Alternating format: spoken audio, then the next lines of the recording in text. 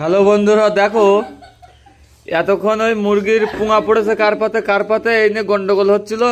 তো কেউ খাচ্ছিল না ভাত। তো এই ব্যক্তি মাংস ভালো খায়, তো লাস্টে একটা মাংস খায় পাতের থেকে নিয়ে। তো পছন্দ করে একটা মাংস তুললো। তো দেখাও মাংসটা কি মাংস দেখাও, এবার দেখাও। ওখানে রাখো, এখানে রাখো, নিচে রাখো। আসল যে মাংসের পুঙার উপরে যে বল্টুটা সেইটাই এর হাতে পড়েছে এখন।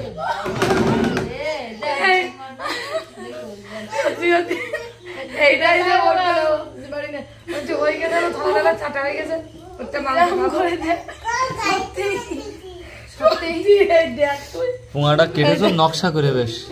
এই দেখো, দেখে তো একদম হুলটা ওই দিকে একদম।